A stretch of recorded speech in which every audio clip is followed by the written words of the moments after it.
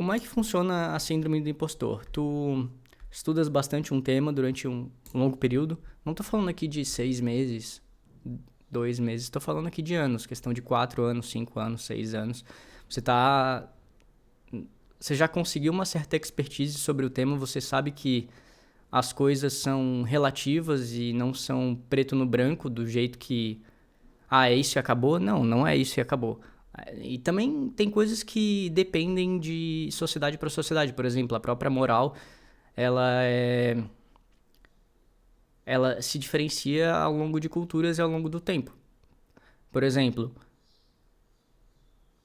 há anos atrás, na época dos meus pais, acreditava-se que quem era canhoto era coisa do, sabe, coisa do grande D. E as pessoas tomavam reguada na mão. Hoje a gente sabe que isso não tem nada a ver, mas olha como as coisas eram na época. Naquela época era proibido você ser canhoto. Hoje já tem uma certa liberdade das pessoas serem canhotas sem serem julgadas.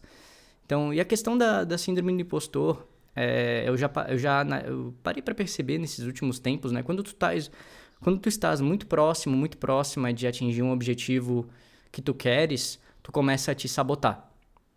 Em que sentido? Tu tirasse uma boa nota de uma boa prova, mas não foi necessária, não foi uma boa nota, uma nota tão uma nota tão determinante que te faria passar naquela prova, só que tu tá por aqui de passar. Eu não sei se tu já visse aquele meme tem, por exemplo, tem a parte de cima e a parte de baixo. Na parte de cima tem o cara picaretando para conseguir uma mina de diamantes, e o outro, ele desiste antes de chegar nisso daqui. Isso dali é justamente a síndrome do impostor. Porque ele tentou, tava quase chegando no objetivo dele, e por muito pouquinho ele não atingiu. Então, isso geralmente acontece, pelo menos eu já percebi na tentativa, quando tu quase consegue, tu dá aquele gás final, e aí tu, poxa, não consegui, aí desiste. E a questão é não desistir, mas talvez diminuir o ritmo para que tu consigas recuperar o teu pace depois, o teu ritmo depois. Porque não necessariamente a gente consegue tudo numa linha reta, não é numa linha reta. E quanto mais a gente toma as porradas, a gente cai, aprende, e a gente tem que se levantar. E não tô entrando no mérito aqui naquela metáfora que muita gente usa o neném tá andando, ele tem que... Porque isso é da natureza. É da natureza do ser humano querer andar, caso ele tenha todas as condições para tal. Né? Ele vai tentar. O animal também tenta, o animal... não é uma coisa que tu precisa raciocinar, tu tem que tentar e vai crescendo, e o negócio já é programado no teu cérebro para fazer. Já, por exemplo, vamos supor... empreender ou fazer qualquer coisa de diferente da tua realidade é algo que exige muita energia, e o nosso cérebro, ele quer nos proteger. Ele não quer fazer com que a gente tome riscos, porque a gente quer economizar energia. Só que essa energia que a gente tem, assim, na minha visão, né? Tem pessoas que não querem liberar porque tem uma mentalidade que realmente já está pré-determinado, a pessoa talvez não teve educação para tal, talvez realmente tenha muito medo do julgamento, ou talvez a pessoa, ela de fato realmente não quer. Ela tentou, na cabeça dela, ela tentou várias vezes, só que ela tentou 1, 2, 3, 4, na quinta tentativa ela desistiu daquela mesma coisa, de tentar mudar de vida, ou de tentar fazer qualquer coisa. E o que é ao longo do tempo? Não é questão... Não são meses. Talvez tu tenhas uma outra pessoa fora da curva que consiga em poucos meses, que ela consiga... Mas aí é algo realmente fora da curva. A curva normal, a dispersão, a parte da curva de Gauss, a maioria fica ali na média, né? 60% aqui, 20% abaixo da média e 20% acima da média. Então, a gente tem que pensar de forma probabilística, de forma estatística. Se tu... na realidade, a gente tem que pensar que nós estamos na média, mas como que a gente pode melhorar um pouquinho da média? Porque tu não precisa ser muito, muito, muito fora da curva, fora da média, para conquistar as coisas. Tu precisa ser um pouquinho fora da média e claro, não somente ser um pouquinho fora da média, tu também tem que ter constância disciplina ao longo do tempo, fazer aquela coisa várias vezes, mas não necessariamente também várias e várias vezes em algo que tu não tenhas a habilidade, expertise, ou que realmente não é pra ti, da tua natureza. Vamos supor que... Eu sempre dou esse exemplo nos vídeos, porque eu acho que não... Que eu acho que é um exemplo bacana. Fenotipicamente, o cara que tem 1,67m, 1,68m, ele não vai conseguir dar um dunk, não vai conseguir fazer aquela cesta que ele pega nos aros da cesta com a mesma facilidade que um cara de 2,10 m tem. Eu tô colocando aqui um exemplo realmente bem concreto, que é o que, poxa, na NBA tu dificilmente vai ter caras de 1,67 m jogando ali. Vai ter caras de 2 metros, 1,90 m, 2,10 m, 1,80 m. Acho que até 1,80 m o cara já é lá, inclusive, considerado baixinho. E o cara tem que treinar, claro, pra conseguir fazer isso. Mas mesmo que o cara tenha 2,10 metros e nunca treinou basquete na vida, ele vai conseguir pular e colocar a bola ali dentro com muito mais facilidade do que um cara com 1,67 m. Talvez o cara com 1,67 m, 1,68 m, 1,70 m, ele consiga uma vez fazer isso, se ele treinar muito, mas o desgaste vai ser muito grande. Ele poderia, por exemplo, trocar de objetivo, talvez ele poderia, em vez de tentar jogar basquete, ele pudesse, por exemplo, correr Fórmula 1, ou, enfim, jogar futebol, ou, se ele for um cara mais acadêmico, estudar, porque o estudo tu não tem essa questão da pessoa ter altura específica ou não ter altura específica, a não ser que seja para um cargo específico, que demande, por exemplo, o cara precisa entrar pro exército. E no exército, o cara lá para entrar na SpaceX, na ESA, o cara tem que ter no mínimo, por exemplo, um pouco mais de 1,70 m e tem que conseguir passar no TAF. Mesma coisa a polícia. Se o cara quer ir pra polícia, mas ele eu não tô a questão aqui não é julgamento, né? Mas ele precisa se adaptar porque o trabalho requer isso. Requer força, requer reflexo, requer lidar muito bem sob pressão. Por isso que existe o TAF e o psicotécnico. Para um cara que talvez tenha essas condições e sejam genéticas, por exemplo, por mais que ele tente, ele conseguirá um resultado, mas o cara que não tem uma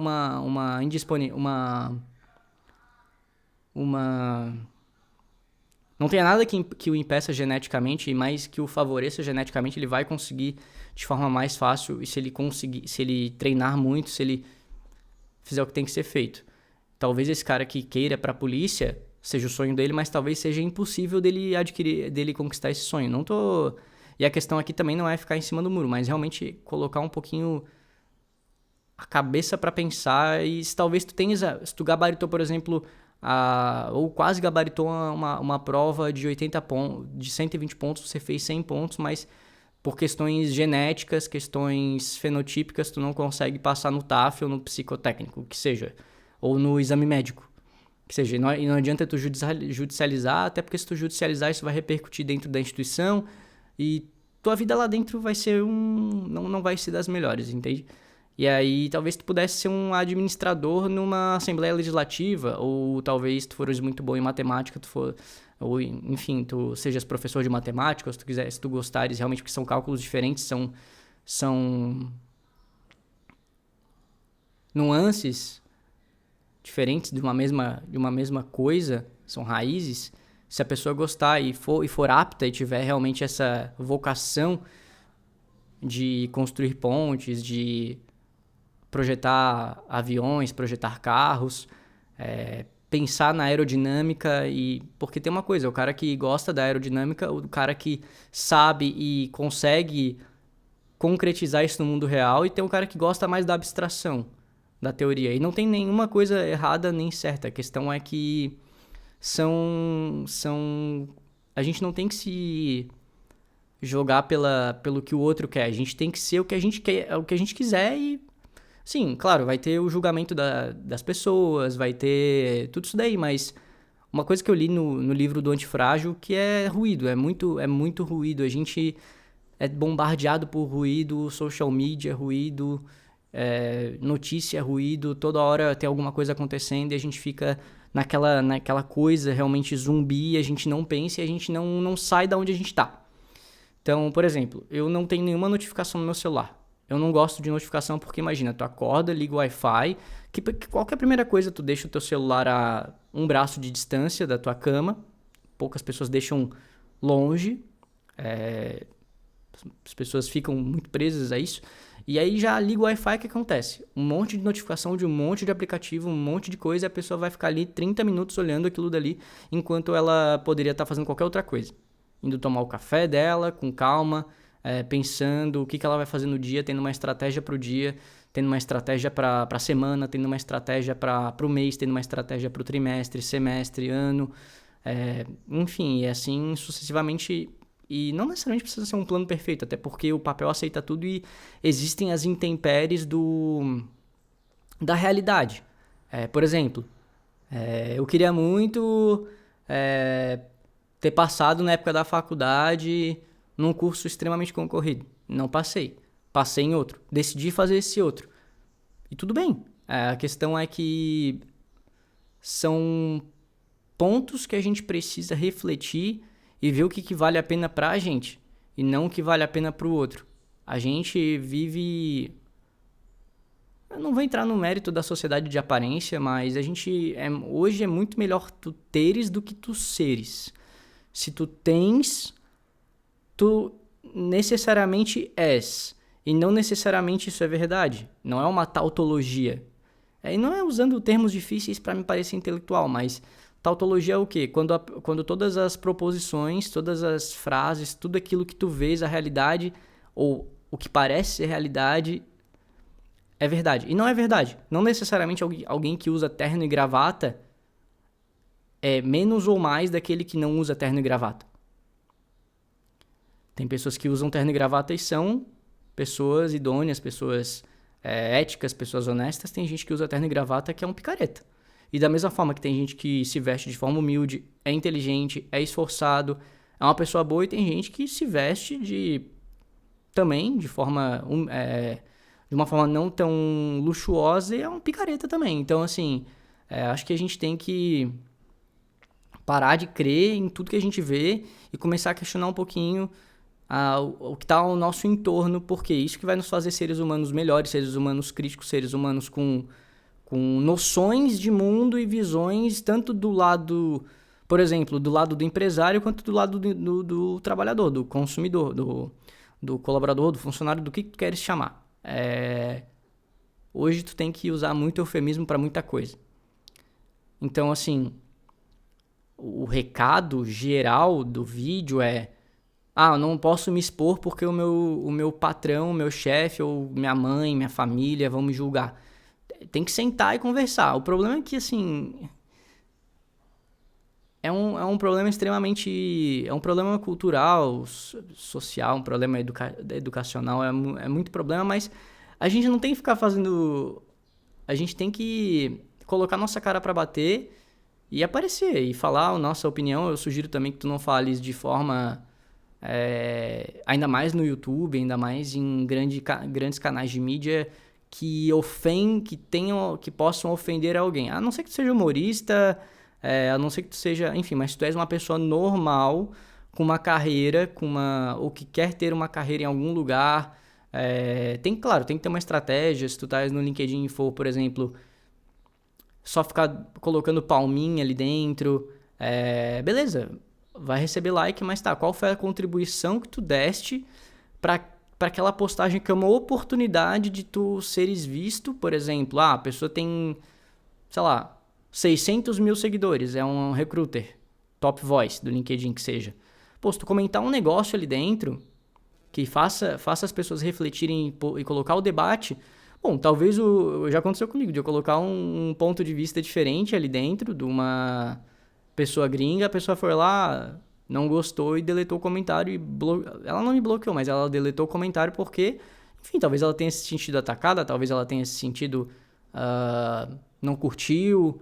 Aí, beleza, é direito dela. Eu acho que se tá na internet, tá ali o post, cara, deixa as pessoas comentarem, deixa colocar, entendeu? Porque vai ferir alguém, porque não... Bom, assim, não é nossa responsabilidade, mas a gente também tem que ter cuidado, esse é o ponto. Porque a gente não sabe o que a outra pessoa lá do outro lado tá passando, a gente não sabe quais as questões se ela tem alguma doença autoimune, se ela tem alguma... E não tô falando de limitação no sentido de limitação de dar risadinha, não. É de limitação realmente intelectual, tem alguma doença mesmo ali que ela ainda não sabe que ela tem, ou o que quer que seja. A gente tem que pensar nesses pontos, porque quando tu mete o direto e reto ali, o jab direto, aquilo dali, beleza, pode receber uma porrada de like, mas não necessariamente tu vai agradar todo mundo. E outra, no LinkedIn, eu vou mais numa linha mais satírica ali dentro. Numa linha mais de promover o debate. E, cara, eu recebi algumas DMs ali dentro, porque eu percebi que, cara, mandar currículo para grandes empresas ali dentro, ter que enfrentar praticamente uma maratona. Claro, arranjar trabalho dá trabalho, arranjar um emprego é trabalhoso, mas... Pô, tu vai lá, coloca 50, 100, 200, 300 currículos e cada vaga que tu colocas ali dentro, tu otimiza o teu currículo, tu investe teu tempo, tu coloca lá, mas aí tu coloca, vamos te chamar e aí nunca chama. E, cara, assim, essas plataformas com inteligência artificial, elas têm vieses. Elas têm vieses porque quem coloca ali dentro, eu quero, por exemplo, um filtro de pessoas que estão na região tal, que tenham estudado na escola tal, que tenham... Realmente dá para tu fazer isso, tu bem entender em qualquer plataforma, se a plataforma permitir. Como a gente sabe, por exemplo, eu já vi vários prints, e enfim, tu não precisa, me prova. Cara, vai olha na internet, coloca lá, prints de... vagas falando sobre religião, vagas falando sobre signo, vagas falando sobre quantos filhos tu tem. Cara, isso é inconstitucional. Não é uma coisa que... mas... É porque, assim, a grande verdade é que tá todo mundo ferrado, todo mundo precisa, e ninguém questiona. Por medo, enfim, tá tudo certo. Tem gente que realmente precisa, mas se tu tá numa posição mais confortável, numa posição de realmente poder ser um agente de mudança, uma liderança, ou uma pessoa que realmente pode fazer um impacto, tem uma certa relevância, eu acho que é muito bacana tu colocares isso. E o algoritmo, ele é sacana, no sentido de, se tu segue lá alguém que só fala daquela coisa, tu só vai ver pessoas que seguem a mesma linha de pensamento, e mesmo se tu comentar, aí as pessoas vão te colocar no ostracismo e tu vai ter que procurar outra rede. O algoritmo é cruel, no sentido de te bloquear, de colocar numa bolha social e tu não conseguires ver mais nada. Mesmo que tu queiras, tu vai ter que, como se fosse realmente, ou resetar o teu perfil do zero, ou mudar muito, e aí tu vai começar, o que acontece? Tu vai começar a perder muito seguidor, vai perder relevância, vai perder alcance, e tu vai precisar voltar, não a estaca zero, mas voltar atrás e realmente reconstruir a tua rede para que outras pessoas consigam te ver e tu teres outras oportunidades de trabalho e teres visibilidade nessa plataforma, então, ou na plataforma que seja. Então, se tu precisas, tudo bem, mas a questão não usa o LinkedIn ou a plataforma de emprego, como o nome já diz, né? Se tu for usar uma plataforma, aí não tem muito o que fazer, mas se tu usares o LinkedIn, querendo ou não, é uma rede social, tem um monte de bot, mas também tem um monte de gente, que nem eu que tô aqui falando contigo. Da mesma forma que talvez a pessoa faça os posts com ChatGPT, faça os posts com Google AI Studio, faça os posts que dá pra ver que ele, que a pessoa não coloca letra maiúscula, tudo dá pra ver que realmente é ChatGPT que tá fazendo. E porque o cara tem lá um selo, todo mundo bate palma, e é uma coisa muito bacana, e ninguém questiona nada, tá tudo certo, o cara vai lá ganhar o dinheirinho dele, vender o cursinho dele, beleza. Mas se tu não tem o selinho, e mesmo que tu queira o selo, sabe o que tu faz? Tu vai lá, posta no LinkedIn, posta, comenta, uma hora o LinkedIn vai falar o que pra ti? Você é um dos poucos especialistas para entrar nesse artigo e contribuir com esse artigo, e aí se tu contribuires várias vezes, tu vai ganhar uma lâmpadazinha ali dentro, e quando tu ganhas essa lâmpadazinha, tu vai ganhar mais relevânciazinha na plataformazinha. Que, assim, beleza, é uma forma realmente de manter os usuários na plataforma, o famoso DAO, né, o Daily Active Users. Então, quando tu tens uma plataforma tipo iFood, tipo LinkedIn, tipo Facebook, tipo WhatsApp, tu queres DAO, muito DAO, Daily Active Users, usuários ativos por dia, todo dia. Isso é uma forma de gamificar e de tu ficares ali cada vez mais tempo aonde na tela. E Teu emprego não tá legal. E a questão não é uma análise reducionista, mas sim, pô, teu emprego não tá legal, tu não pode te expor muito. Vai para um fórum anônimo, por exemplo, Reddit, vai para algum outro lugar que tu não sejas visto, que tu não queres colocar a tua cara porque tu tens medo. E é super compreensível isso de tu teres medo, mas eu cheguei na conclusão de que é obrigatório tu criares um canal no YouTube porque tu és o teu produto e o LinkedIn a gente tá no mercado. E é um mercadão de gente que nem Tinder, que nem o que quer que seja. Em vez de questões mais fisiológicas, tu tem aqui numa questão mais realmente também fisiológica, porque o emprego ele é fisiológico. Para tu conseguir subir na pirâmide de Maslow, tu tens os 5 níveis. Enfim, é toda uma outra análise que eu não vou ficar escrevendo aqui, mas a questão é, não usa o LinkedIn só pra não fazer nada. Tipo, só pra existir. Tu tem que sair do anonimato. Por que a gente conhece o William Bonner? Não é conhecer, é porque a gente sabe que ele existe. Porque ele aparece todo dia na nossa televisão, desde os anos 90, 80, enfim, 2000. Desde quando eu me conheço por gente, criança, tava lá o William Bonner. Então, pra mim, ele tem pra ti, pra quem quer que seja, tu tens... E são momentos que passaram ali dentro marcantes. O 11 de setembro, que foi noticiado, mundo afora... E aí tu associa aquela notícia impactante com a cara da pessoa, e aí tu tens uma certa... E te gera sentimento, tu tens familiaridade com ela. Se eu aparecesse, por exemplo, todo dia numa grande mídia, as pessoas iam saber quem eu sou. Da mesma forma que tu tem um monte de jogador de futebol, mas, cara, tem milhares, muitos jogadores de futebol por aí, e a gente conhece, de fato, não é que a gente conheça, a gente sabe que ele existe. Cristiano Ronaldo, Messi, quem é mais novo, né? Vini Júnior, Rodrigo, Cara, quem mais? Eu não acompanho muito futebol, então eu tô falando lá de 2006, tipo Kaká, Adriano Imperador, Cafu, Dida.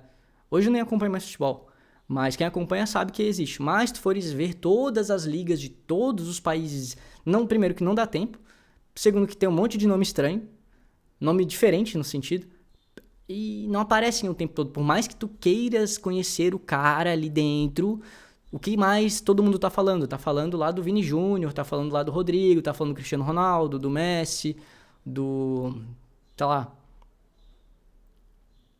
do Haaland. Então, assim, como tu podes escalar tua marca pessoal e ser visto e ter melhores oportunidades? Porque a gente vive uma competição e quem aparece se sobressai. Tem diversas corretoras de investimento, tem diversas empresas, mas por que a gente sabe uma ou outra top of mind? Porque elas aparecem, investem milhões de reais em marketing e aparecem então em todas as mídias possíveis, e é isso aí. Isso tu fica na internet, tu fica na televisão, tu consequentemente vais ver essas pessoas, vais ter conhecimento dessas empresas e logo você vai comprar delas porque você tem um gatilho ali de familiaridade e consequentemente elas vão aumentar o faturamento, vão aumentar a lucratividade e, enfim, como é que a reflexão que eu deixo para ti aqui, como é que tu podes aumentar a tua lucratividade, a tua relevância na plataforma ou nas plataformas e ser autêntico? E tu tens que achar o teu tom de voz. Porque fulaninho falou receba, que eu também tenho que falar receba. Não, tu vai ser o sósia do Luva de Pedreiro. Tu não tem que ser luva de nada, tu tem que ser tu, entendeu? E quando tu viras essa chavinha, tu deixa de ser um chuchu no sentido de não tem sal, não tem nada, não tem gosto de nada e pega o gosto de tudo. Tu tem que ter o teu tempero, o teu toque especial, o teu toque do chefe. Então, tem o seu toque do chefe. Seja você, seja especial, porque tu és único, tu és o teu produto, tu tens uma gama de conhecimentos, tu tens... E não é questão de coach aqui não, mas realmente tu tens um potencial que talvez tu não saiba que tenha e só vai ser dando muita porrada que tu vai aprender isso.